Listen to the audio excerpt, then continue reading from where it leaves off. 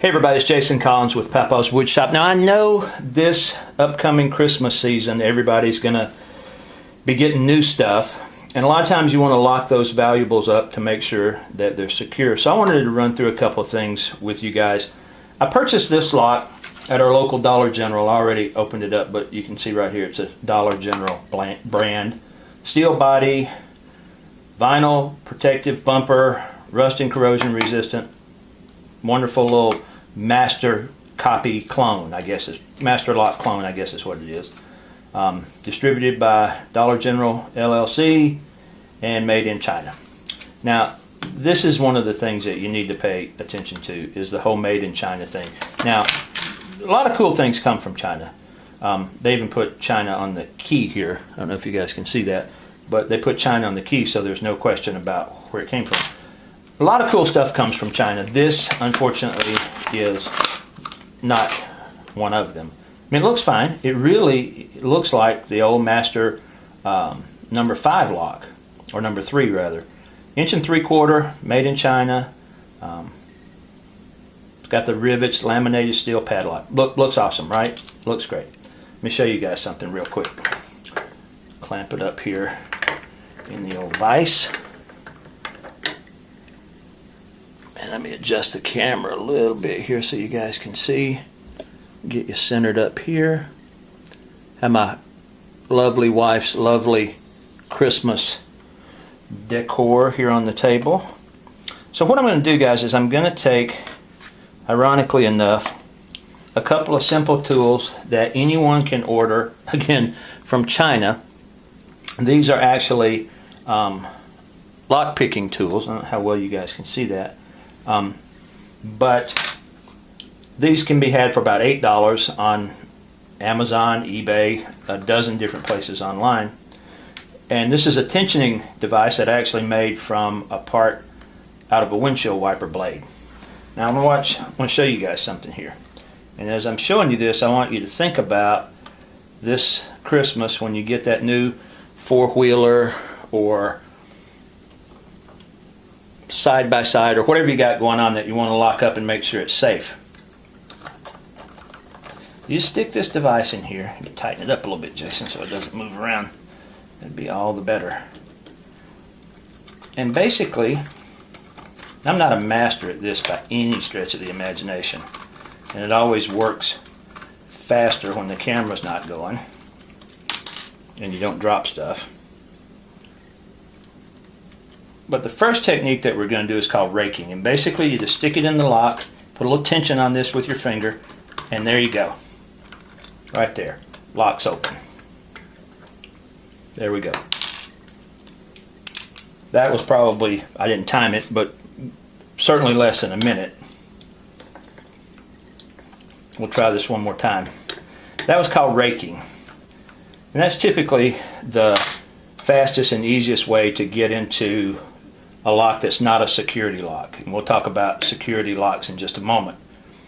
Next thing we're going to do is we're going to take a different device, and this is called a city pick, and we're going to do something that's called rocking and see if we can get it to open that way. And basically you just put this in and you bounce it back. Again, if you wouldn't drop stuff, Jason, it would make this whole thing go better. Hang on a sec.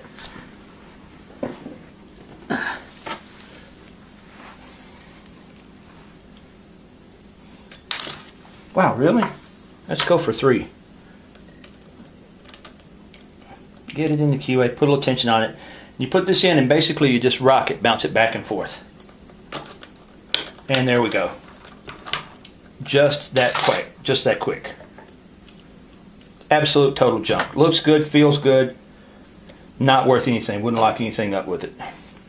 So now everybody's going, yeah, Jason, but that's a junk China lock from Dollar General. Master lock, aren't they supposed to be the best out there? Aren't they supposed to be the ones that are secure and all that? Why not? Let's see here. We've got a little master lock here. We'll try the same technique we did with the other one. First we'll try a rake. Pop it right in here. Oh, look at that. Open. Was that a full second? And that thing just doesn't want to stay up here. Anyway, guys, any of these junk locks that you get at Dollar General or Walmart or any of the big name Home Depot, whatever, they're absolute junk. They're designed, and I'm going to show you guys exactly how this works. Let me find my little tiny piece of metal that I keep dropping here on the floor. I should probably put a leash on it. This is a clear lock, and it's basically the same lock that we're dealing with here with the Dollar General lock. Make sure we're good here. Same thing we're dealing with the Dollar General lock and almost any of your lower end commercially available padlocks. This happens to be, the Dollar General lock happens to be a 6-pin lock, which means it's got 6 pins that the key has to activate in order for the lock to open. This is also a 6-pin lock. This is a 4-pin lock. 6-pin locks should provide a higher level of security than a 4-pin lock. And actually, this one probably took me on average of about 15 or 20 seconds to open.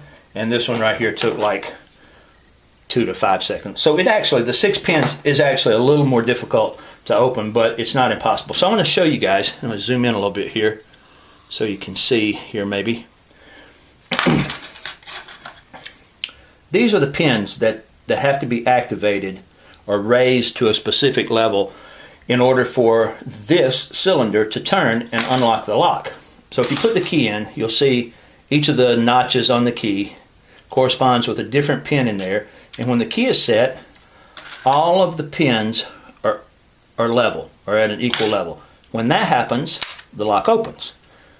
What we endeavor to do when we seek to manipulate the lock with something other than the key is we take advantage of some inherent machining irregularities in the lock, which causes us to be able to manipulate them with specific tools and achieve the same thing without a key.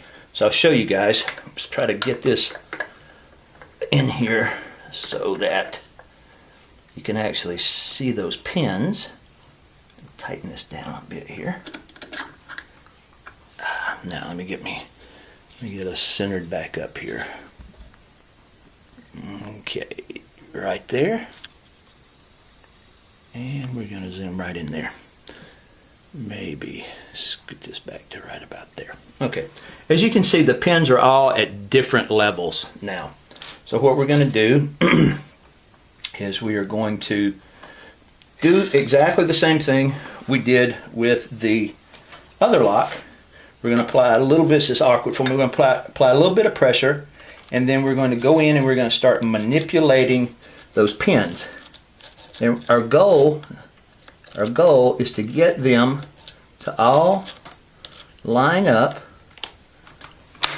and open the lock. There we go. So this winter, this Christmas season, when you guys are out shopping for anything of value really that you plan on locking up when you get home to make sure that it's there when you come back, pay very close attention to the locks and stuff that you get. The cheaper the lock, really, honestly, the lower the level of security that you're going to get. Stay tuned. We're going to be doing several series on different home security matters and things like that. We're going to cover door locks and deadbolts and things like that. But just keep in mind, when it comes to locks, you really do get what you pay for. This is Jason Collins with Papa's Woodshop. Hey, God bless you and have a Merry Christmas.